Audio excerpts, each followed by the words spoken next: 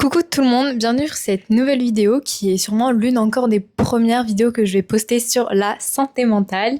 Donc si vous ne me connaissez pas, moi c'est Maëva Beau. Je fais des vidéos principalement sur la santé mentale et je raconte un peu ma vie. Je poste énormément de vlogs, donc on a les Sunday vlogs. Et tous les mercredis, je vais essayer de poster une vidéo sur le développement personnel, sur la santé mentale, sur ce que j'ai pu vivre, donner des conseils ou autre, bref. Donc abonne-toi pour ne rien rater. Aujourd'hui, sujet ultra tabou, on va parler de ma dépression. Alors moi, j'ai été diagnostiquée quand j'avais 14 ans. J'ai été diagnostiquée crise de dépression, soit épisode dépressif, bref. Et contrairement à ce qu'on peut penser, non, ma dépression n'a pas commencé par une grosse tristesse, un burn-out, bref. Ça a vraiment commencé avec des symptômes physiques, donc des crises d'angoisse, des crises migraineuses, des vertiges, des insomnies, des cauchemars.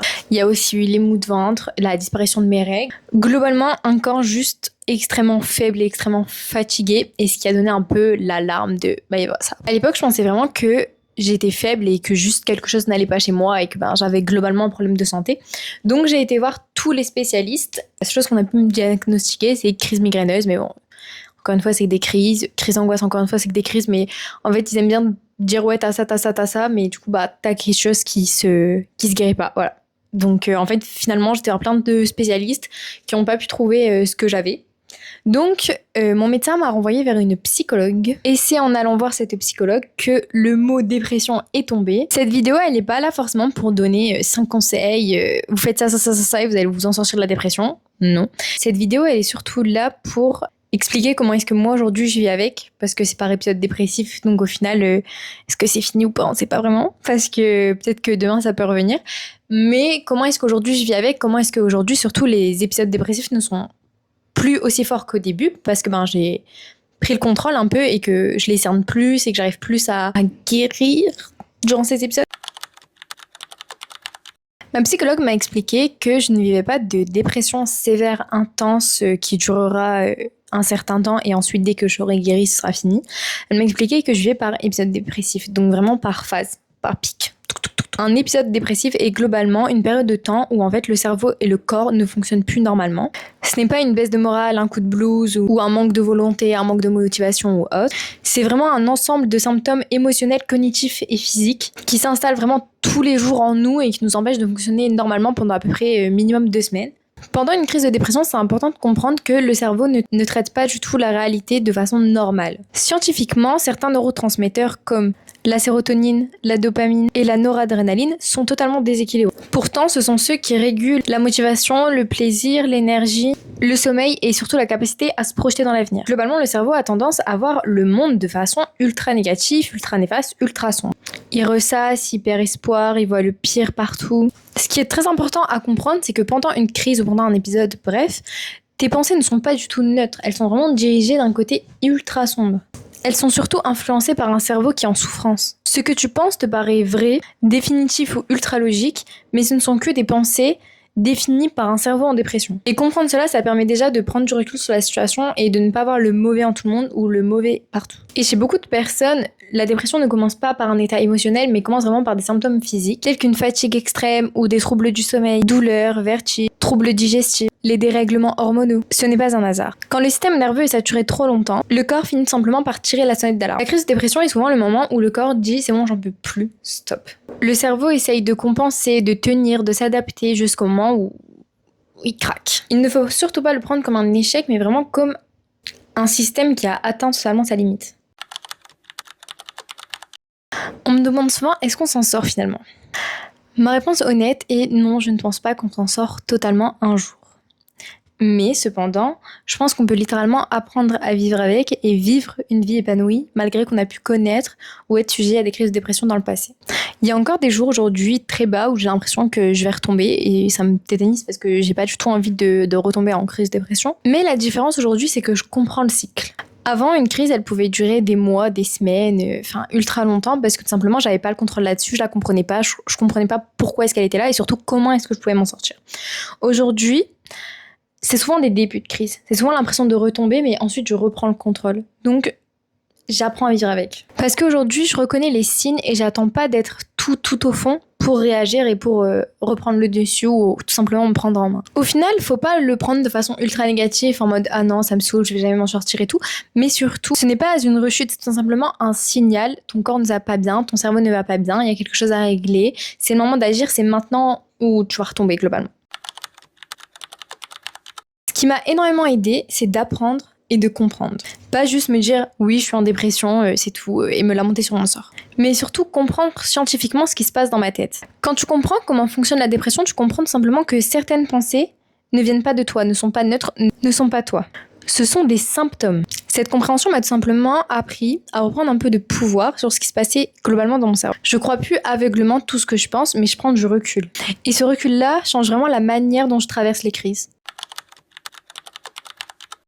Faut savoir que la dépression et donc les pensées qui vont avec te poussent littéralement à faire exactement ce qui l'entretient. S'isoler, ne plus manger, ne plus prendre soin de toi, ne pas s'entourer. Alors j'ai appris une règle simple mais hyper importante. Quand je n'ai pas envie de faire quelque chose, c'est souvent précisément ce que je dois faire. Tu ne veux pas voir du monde, il faut que tu ailles voir du monde. Tu ne veux pas manger, il faut que tu ailles manger. Tu ne veux pas prendre soin de toi, il faut que tu ailles prendre soin de toi. Il faut que tu te brosses les dents, il faut que tu te laves, il faut que tu te lèves de ton lit, quoi. Pas forcément parfaitement de la meilleure des façons avec un big sourire ou autre, mais juste le faire. Parce que personnellement, créer des routines, ça m'a sauvée. Parce que la motivation ne vient pas avant l'action, elle vient après. Et la dépression essaie de te faire croire le contraire. J'ai tout testé, ok ? Mais personnellement, ce qui m'a vraiment aidé, c'est l'écriture et le sport. Globalement, écrire quand ça fait mal pour mettre des mots sur ce que je ressens, pour mettre des mots sur ce qui se passe dans ma tête, pour développer globalement mes émotions.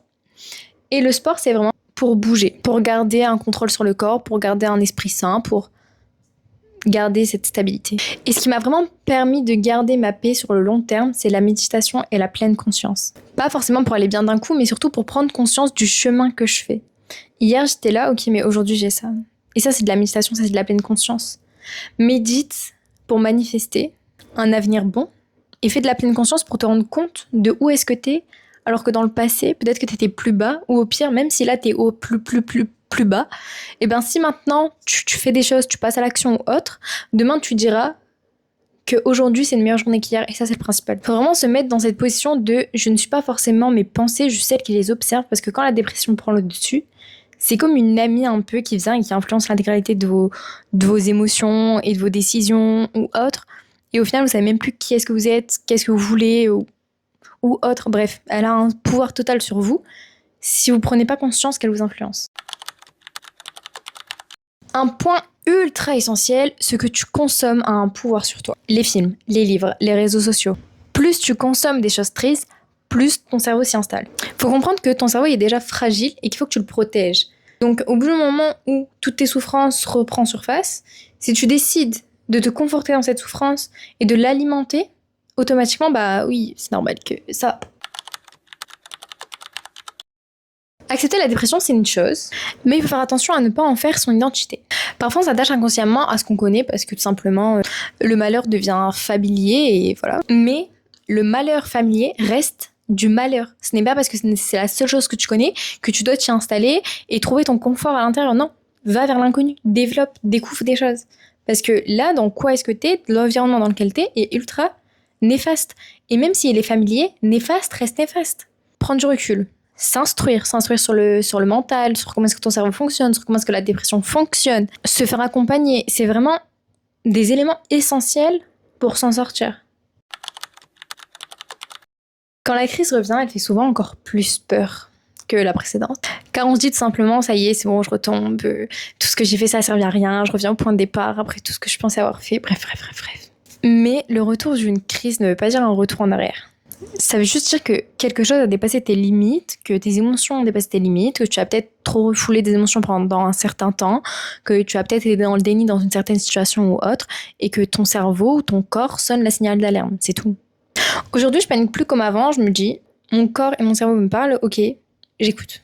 Je discute plus du tout avec mes pensées pendant que je suis en crise, tout simplement parce que mes pensées me mentent, la dépression me ment, et il faut vraiment prendre du recul là-dessus et ne pas se dire, ok, tout est en train de s'effondrer autour de moi. Non, ça c'est ce que la dépression veut te faire croire.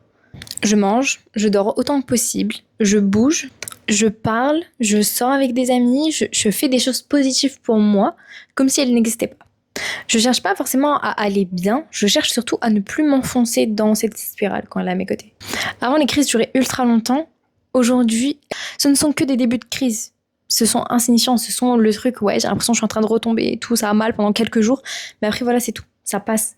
J'ai vécu les émotions intenses, la dépression a pris le dessus, où on m'a fait croire que tout était définitif. Mais après, tout ça se calme et ça se passe et c'est fini. Parce que je sais reconnaître les signes. Parce que je sais quand ces pensées ultra négatives ne sont pas de moi. Parce que j'écris des routines ultra positives et quand je vois que ça ne marche pas, c'est que quelque chose ne va pas. Ou souvent aussi des choses se passent et je sais que je vais être mal à cause de cette chose, mais qu'il faut que je fasse attention à ne pas tomber en dépression malgré tout. Et surtout, il faut prendre conscience qu'elle est déjà passée avant, tu t'en es sorti et peut-être qu'elle repassera, mais c'est pas grave parce que tu t'en es déjà sorti. Même si m'a dit un truc qui est vraiment resté dans ma mémoire et que je pense que je dis vraiment dans toutes mes vidéos.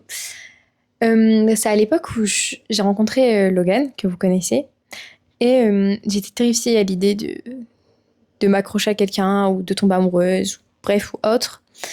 Et elle m'a dit, t'es déjà tombée une fois dans la piscine et t'as su revenir jusqu'au bord. Malgré que c'était ultra dur, que t'as cru que tu allais jamais arriver, et bref. Donc là, au pire, même si tu ressautes dans l'eau, soit t'apprends à nager, soit tu sauras revenir au bord. Donc c'est bon, c'est pas grave, c'est ok. Donc n'hésitez pas à prendre des risques parce que, au pire, quoi?